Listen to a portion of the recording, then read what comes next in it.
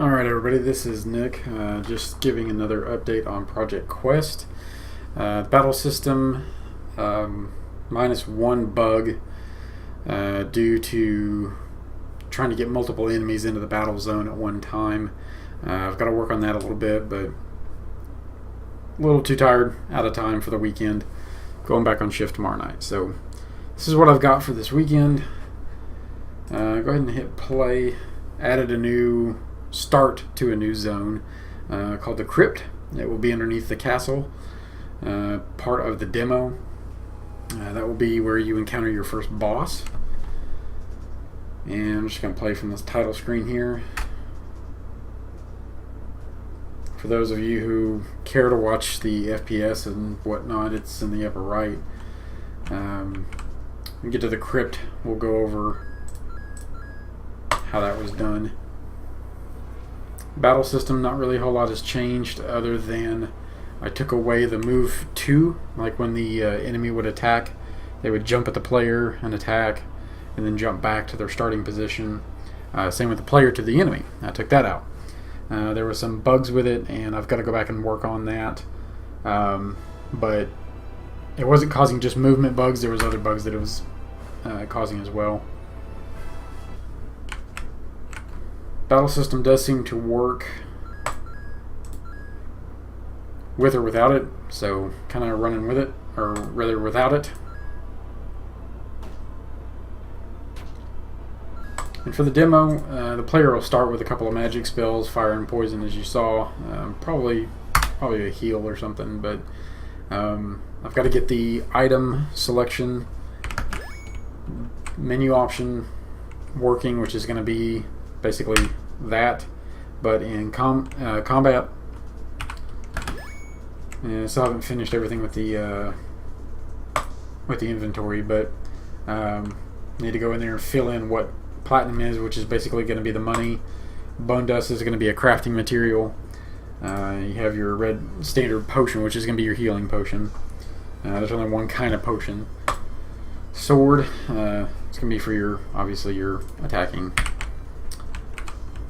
I've removed the enemy here, and the enemies that were back here in the starting area, they'll be gone too. During the demo, they were just there for testing. This green light is going to be the save area. The saving and loading will not be ready for the demo. It's just not something I can do at the moment. We'll come back and do that later. This error down here, it's basically an error from loading from the title screen. There's no inventory UI from the title screen, so when it loads into this scene, it works just fine, but it doesn't auto-clear the errors, obviously. Here, I added a collider. As you can kind of see, the player character kind of glides upstairs on a ramp. There's just a box collider that I turned into a ramp, so the player will smoothly run up and down the stairs. Before, if you watched any of the other videos, he was kind of doing this little hop and skippy thing, and it was horrible, and I hated it. This entire castle for the demo will remain as it is, like this. For the actual game, all of this is going to be scrapped and rebuilt. Different structure, different design. This was all done in Magic of Voxel as one object. When I go to redo it, everything's going to be its own piece, its own part. When I get down to the crypt, you'll see a little more detail there than there was here. This was also ripped directly from Super Mario RPG, and obviously can't do that. So there's still nothing in this room right here. This is probably going to end up being just like a generic library. Maybe move the save point in here. Take it out of the middle of the hallway here, which doesn't really fit. Speaking of the middle of the hallway, this is going to be a big giant door leading to the main throne room, which I haven't really modeled yet. That's going to be kind of the player's first real story element that will guide you basically to go down into the crypt, which there will be a signifier to lead you here. Yoink. And as you can tell, the lighting has changed. Inside dangerous areas, places where the player will encounter enemies, there will be lighting, particle effects, so on and so forth. It won't just be the flat Super Mario RPG coloring like this. The downside of that, obviously, is you can see the frame rate went to crap. Now, two things. This is still inside the Unity editor, so those of you who have worked with Unity, running the game inside the editor, you're already running, you're kind of shooting yourself in the foot trying to measure FPS. Secondly, I'm running on an old machine. My CPU is a Generation 1 Bulldozer, AMD quad-core, so a little old, and a 750 Ti for a graphics card, so not a champion card, but it works. This particular scene, every single one of those squares that's on the floor is an individual brick. I was testing out GPU instancing to see how it would hold up with all this mess in there.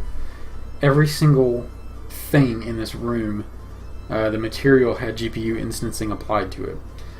Because I knew I was going to reuse every one of these objects in here, the candles, the spider webs, the banners over here with my family crest on it, candles on the wall, sword and shield over there.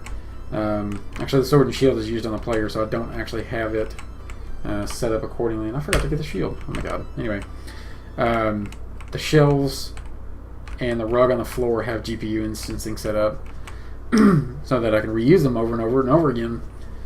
And the theory is that your graphics card only loads at one time. It saves a lot of resources.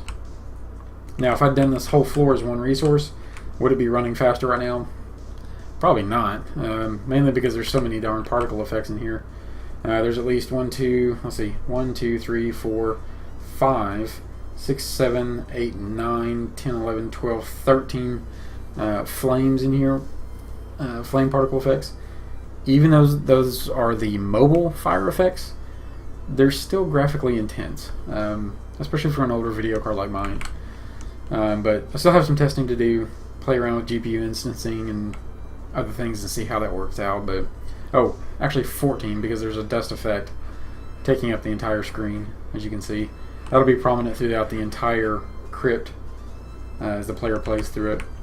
I did add a rigid body to the lid here, so the player can't actually, if you get really bored, you can't actually move the crypt lid and jump in the crypt, or jump in the coffin there, if you really need to.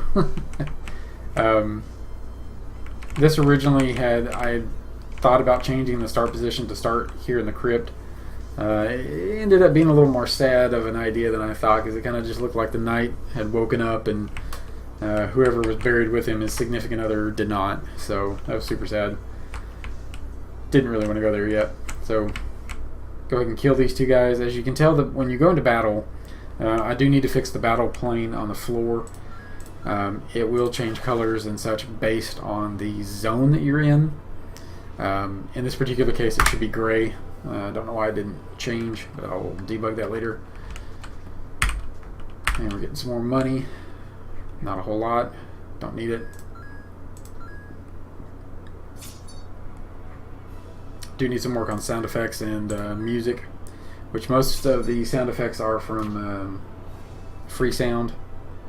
I think it's like freesoundeffects.org, and what is it? BFXR sound generator. That's pretty much all there is to combat. See, as you could tell, the battle plane there was gray. It was not gray in the first combat, but inventory updates are all right. It's just not usable yet. I need to work on that. I think since I'm going to be even more short on time off coming up, I'm going to try to finish up the inventory system where you can actually, click on a health potion, open up your character screen, which I still need to do the character screen, use the potion, restore health. Need to do all that, world map, and then actually start some measure of story for the demo. Right now there's no zone restrictions. You can move in between every zone. That will obviously have to change during certain conditions. Changing zones, I still need to as you can see there, the shield popped up when I was switching zones, and that shouldn't happen. It's just a parenting matter with the shield to the other zone, and when that zone unloads, it'll unload that icon. But that's pretty much it. It's kind of a lot to cram into a very short amount of time.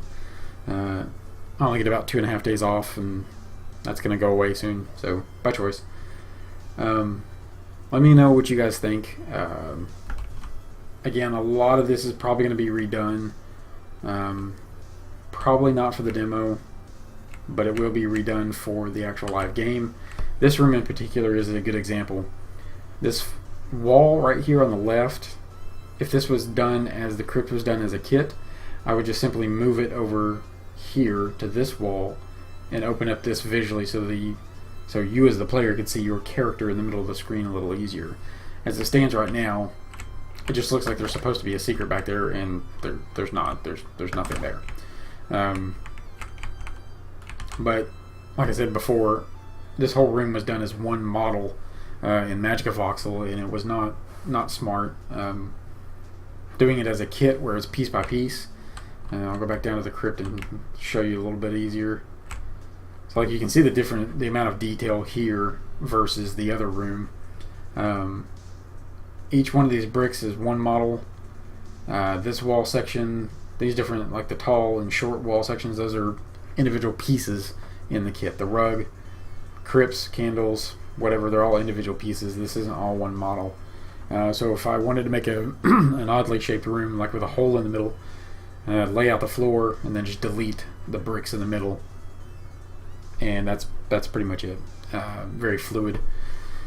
So that's the plan, to go back and do the same for the rest of the castle, and also change the layout, the floor layout of the castle. Like I mentioned earlier, this was ripped directly from Super Mario RPG, so do need to come up with my own layout, just a little bit. Let me know what you guys think. Thank you for watching, and I will see you later.